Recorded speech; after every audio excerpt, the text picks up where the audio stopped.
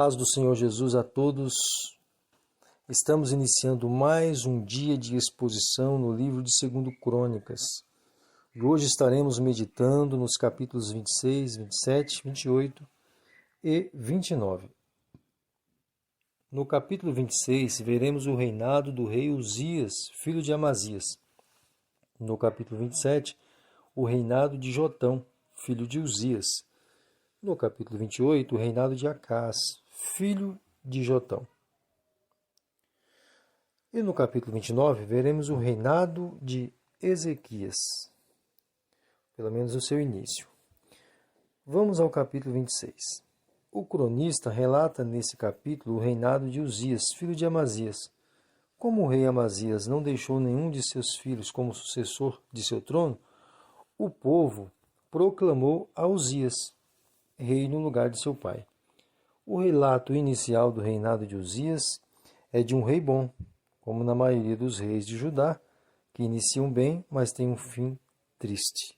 Assim será o reino de Uzias. Uzias é descrito como um rei poderoso na guerra, de modo que venceu os filisteus e os árabes. E os meunitas, aqueles que foram mencionados anteriormente, foram subjugados por Judá e pagavam tributos anual ao rei Uzias. O rei Uzias fortificou a cidade de Jerusalém, construiu fortalezas no deserto e cuidou especialmente da agricultura em Judá. O exército sob o reinado de Uzias era poderoso e bem preparado. A elite desse exército contava com 307.500 homens, de tão poderoso que era esse exército. Só a elite, hein? E possuíam armamentos adequados para atacar e defender. Uzias também construiu sobre os muros de Jerusalém catapultas. Lembrando que nesse período os muros mediam aproximadamente 2,5 metros de largura, possibilitando a construção dessas máquinas sobre ele. Mas não foi só glória o reinado de Uzias. A partir do versículo 16 até o término do capítulo, somos informados do seu orgulho em se considerar acima dos ministros de Deus no templo. Esse foi até o templo e fez aquilo que só competia aos sacerdotes fazer: queimar incenso no altar de Deus. E ao ser repreendido e expulso do templo pelos sacerdotes, se indignou, e antes mesmo de sair do templo, recebeu como paga por seu orgulho a lepra. A partir desse instante, o rei Uzias reinava indiretamente o povo de Judá. Quem tomou a frente do reinado foi o seu filho Jotão.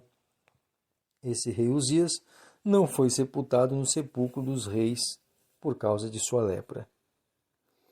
No capítulo 27, o cronista declara algumas qualidades do rei Jotão. Esse governou retamente, fazendo o que era bom diante do Senhor, e não foi insensato como seu pai, de entrar no templo e oferecer incenso.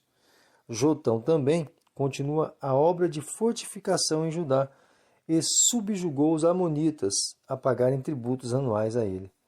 Uma boa notícia sobre o rei Jotão é que viveu em obediência ao Senhor. Não tem pontos negativos aqui. Ele foi sepultado na cidade de Davi, mas não é mencionado nenhuma honraria no sepultamento desse monarca. No capítulo 28, quem inicia o reinado em Judá é o rei Acás, filho de Jotão. O cronista não poupou palavras para descrever o quanto foi desastroso o reinado do rei Acás. Esse rei decidiu desde o início de seu reinado adorar e servir outros deuses, chegando a oferecer sacrifícios humanos, inclusive a queimar seus próprios filhos no altar em adoração a deuses estranhos. Levantou vários altares idólatras em Judá. Como consequência de sua idolatria, os exércitos da Síria, do Israel Norte, invadiram Judá e levaram muitos do povo cativos para ambas as regiões. Mas, quando os israelitas do norte chegaram com os cativos de Judá em Samaria, o cronista relata que Deus levantou um profeta lá, chamado Obed, para repreender os líderes responsáveis por essa comitiva. Esses líderes foram orientados a devolver os cativos de Judá a fim de que o pecado deles não fossem aumentados ainda mais diante de Deus. Esses foram obedientes à voz do profeta e devolveram os cativos de Judá com honra, os vestindo, calçando-os e providenciando alimento e transporte para eles voltarem à sua terra.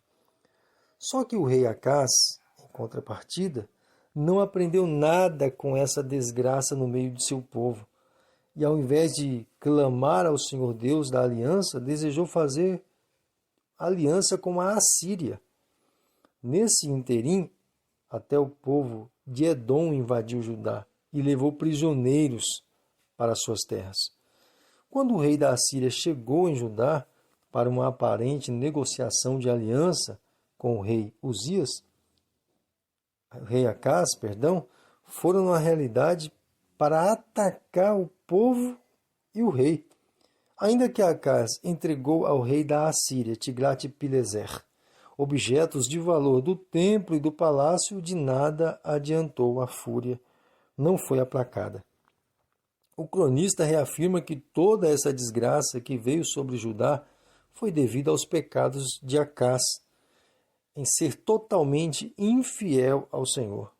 E como se não bastasse, esse rei perverso ainda fechou o templo em Jerusalém, impedindo que alguém adorasse nele. E para substituir a adoração verdadeira, que era realizada no templo, levantou altares idólatras em todo o Judá e Jerusalém. O rei Acás também não foi sepultado no sepulcro dos reis, ou seja, sem honra, morreu e foi sepultado. No capítulo 29, quem reina em Judá é Ezequias, filho de Acás. Depois de relatar o mau reinado de Acás, o cronista nesse capítulo menciona os grandes feitos de Ezequias, novo monarca em Judá. Esse, logo no primeiro mês de seu reinado, reabre o templo que foi fechado por seu pai e chama todos os sacerdotes novamente aos seus serviços. O rei Ezequias compreendeu que todo o mal que estava assolando Judá foi devido aos pecados cometidos pelos seus antepassados. E quando ele declarou esse entendimento aos sacerdotes, eles logo retornaram aos seus postos de serviços, em especial os levitas. Podemos afirmar que aquilo que o rei Acás não enxergou, Ezequias, seu filho, enxergou. Os sacerdotes, a pedido do rei, realizou uma purificação no templo, retirando todo tipo de objetos impuros que foram depositados dentro do templo do Senhor e não eram permitidos. Essa limpeza durou 16 dias, segundo o cronista, o que demonstra que houve na realidade uma diligência enorme nessa purificação. Lembrando aos irmãos que a intenção do cronista é produzir nos repatriados o interesse a uma real dedicação ao templo do Senhor, a eles que agora estão retornando à terra. Quando os levitas e sacerdotes efetuaram toda a purificação do templo, relataram esse feito ao rei Ezequias.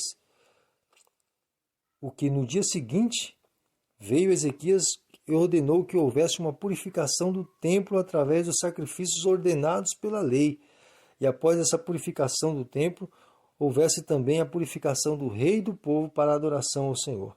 Após o povo ter sido purificado pela adoração, para a adoração a Deus, puderam oferecer sacrifícios de agradecimento e de holocausto ao Senhor.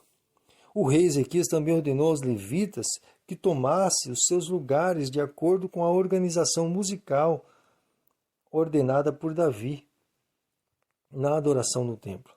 E houve uma grande festa de renovação da adoração em Judá, através desse reavivamento coordenado pelo rei Ezequias. Os sacrifícios foram tão numerosos nesse dia que não houveram sacerdotes disponíveis para realizá-los. O motivo relatado pelo cronista, por haverem poucos sacerdotes no serviço do templo, foi a pouca importância dada por esses para esse importante momento. Diferente dos levitas, que prontamente se purificaram assim que o rei reabriu as portas do templo. Como mencionei nos capítulos anteriores, o cronista exalta a prontidão dos levitas nesse relato para denotar a importância desses para o serviço no templo. Haja vista sofrerem algum tipo de rejeição pelos recém-chegados à terra nesse período. Nessa nova etapa em Judá, houve alegria entre todos pela renovação da aliança através da purificação do templo e do povo. Aqui finalizamos mais um dia de meditação no livro de 2 Crônicas. De reis bons para reis ruins. Assim seguiu o povo de Judá. A estabilidade nunca foi algo fácil de ser realizado, ainda mais quando depende de pessoas que continuarão o trabalho de outros. A estabilidade já é difícil na mão de uma só pessoa, imagina no compartilhamento de responsabilidades. O que vimos na meditação de hoje, nesse trono davídico, foi a falta de padrão entre todos os monarcas que ascenderam ao trono. E de fato podemos mencionar que se não fosse o Senhor para cuidar dessa aliança da dinastia davídica, o Salvador não teria possibilidade de nascer dessa linhagem. Mas como era propósito de Deus conservar a linhagem davídica para o nascimento do Messias, Deus se encarregou de manter no coração de alguns monarcas o desejo pela adoração verdadeira. Quem sabe você é a pessoa escolhida por Deus para manter a fidelidade na adoração verdadeira a Ele em seu lar. Sei, é difícil. É muito difícil sermos e mantermos uma posição conservadora quando todos ao nosso redor dizem ser desnecessária. Mas, se Deus confiou a você o despertar espiritual de sua família, insista. Lembre-se que o que ficará de lembrança na cabeça das pessoas quando você partir desse mundo será as marcas que você deixou, sejam elas positivas ou negativas. Lute por aquilo que vale a pena. E dentro de você, sabe o que realmente vale a pena. Sabe que vale a pena lutar por uma melhor espiritualidade entre os seus. Sabe que vale a pena falar para todos o quanto Deus deseja uma comunhão mais íntima com eles.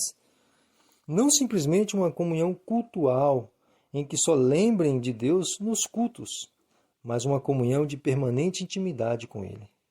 Seja o profeta dessa geração, seja o profeta do seu lar, seja a profeta dessa geração, seja a profeta do seu lar.